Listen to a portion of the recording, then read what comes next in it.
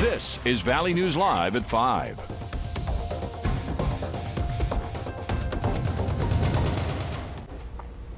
We're learning more about the woman accused of stabbing 3 people, leading to a 4-hour standoff with police in downtown Fargo yesterday. Police responded to the Mexican Village parking lot just before 1 on a report of a stabbing. Court documents say a man was stabbed multiple times at a nearby apartment complex. The suspect then ran into 2 women who were walking to their car. She asked them for a ride, and when they said no, she stabbed them. The naked suspect then barricaded herself inside that car for nearly 4 hours. Ashley Larson is charged with 3 counts of aggravated assault. Fargo police are investigating reports of a shooting in downtown Fargo this afternoon. Police responded to the 300 block of Main Avenue around 1:30 this afternoon. The nearby YMCA went into a brief lockdown as a precaution. A representative for the YMCA told Valley News Live that a staff member witnessed an incident while on break but refused to go into detail. Fargo police say no one is currently in custody and no victims have been identified. A threat of a school shooting taking place at West Fargo High School has been deemed not credible. This morning, students alerted school officials about a social media post regarding the threat of a school shooting at West High School. School leaders said the threat was not directed at them because of how the school is referred to in the post and because the initial person who made the post has no known connection to the district. The school is continuing to work with the police department on this matter.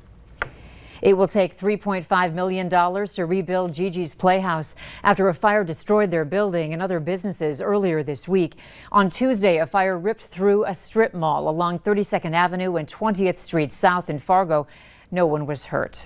Anyone who wants to help can make a donation to their website. Checks can also be brought to the Dakota Medical Foundation or any Vision Bank location in Fargo. A high-risk sex offender is now living in Chaffee, North Dakota. Tina Joanne Hawes is living at 109 2nd Street North. The Cass County Sheriff's Office says Hawes was convicted in 2012 of sexual assault on 2 victims, a boy who was 18, a girl who was 16. She was also convicted in 1999 for criminal sexual conduct in Minnesota. That victim was a 14-year-old girl. We went from uneventful to a busy afternoon tracking storms around the region.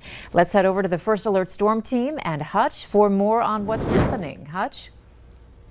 Thanks so much, Andrea. Good evening, everyone. Happy Friday. Again, as forecast, some hit and miss thunder showers that are causing quite a stir. This guy here moved right through Fergus Falls, moving through Freiburg. Now it seems to be decreasing in intensity a bit, but this is what happened moments ago when it did move through the Fergus Falls area, covering the ground with not snow. That is the other white stuff. This time of the year, hail. Not severe hail, but you can see there certainly the size of peas to dime reported by Nicole. Here's a look at that radar one more time. That storm exiting to the northeast. These are all moving in various directions. One moving over the Kindred area now, heading southeast towards Colfax. Another one heading into the Castleton area as they skirt around the FM area. Lisbon, a good old-fashioned shower.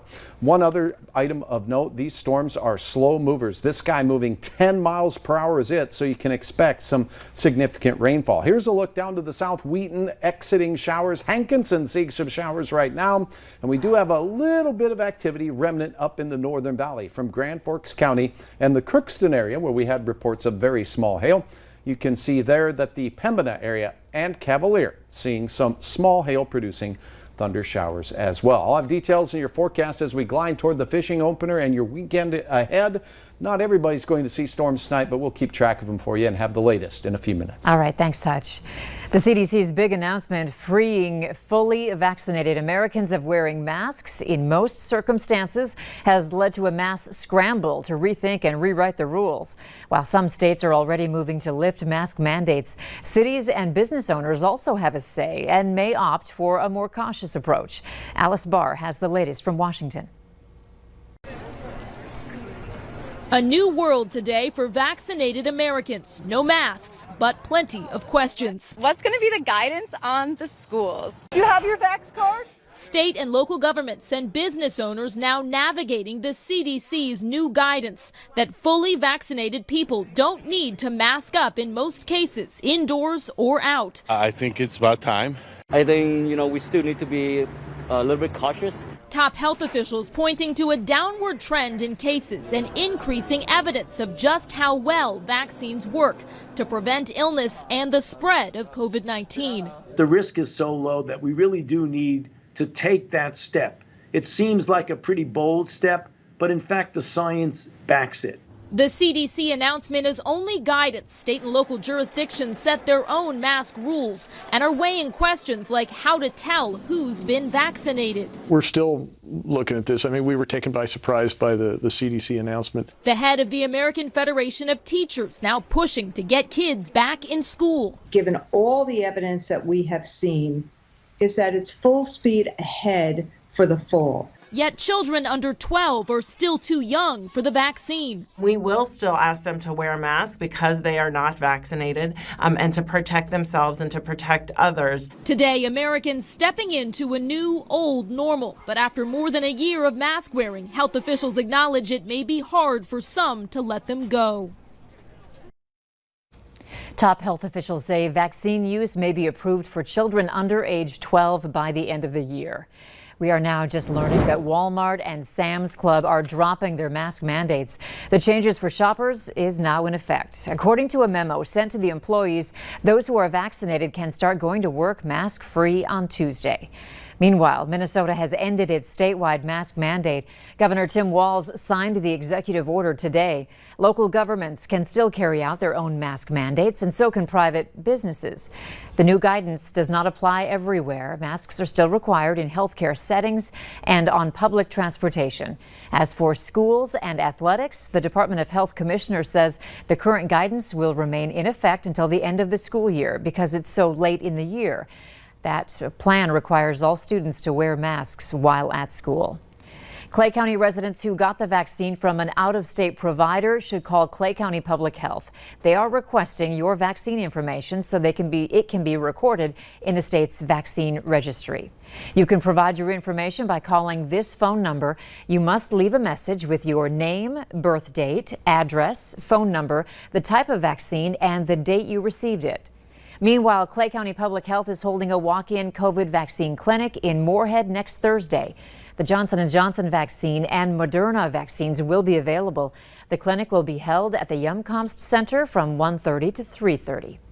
Students in Fargo Public Schools who are struggling with mental health will soon be able to get more help. The school district is getting $20,000 to provide kids with more mental health resources. Specifically, this donation will be used toward services related to depression and suicide prevention.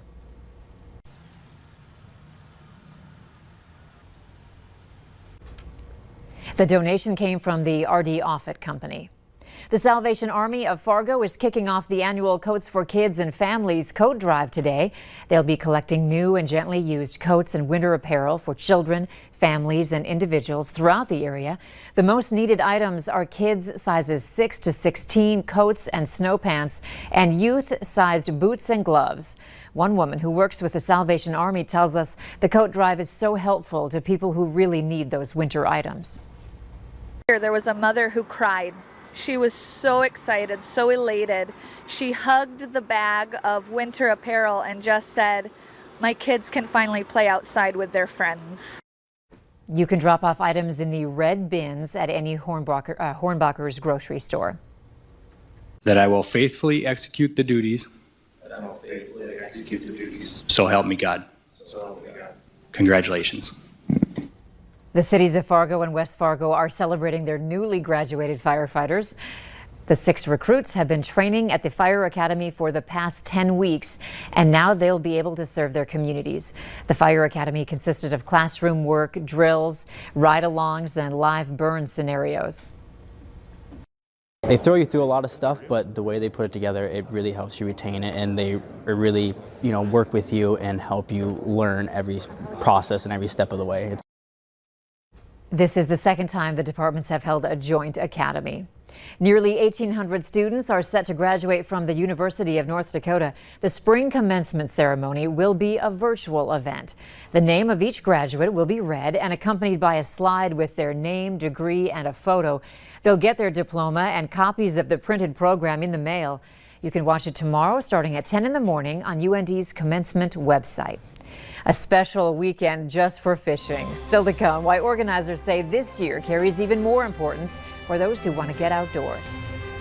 And we have a few thunder showers on this Friday evening. We'll track those and tell you where they're going and have a look at the weather you can expect for the fishing opener and the weekend at large. Details straight ahead.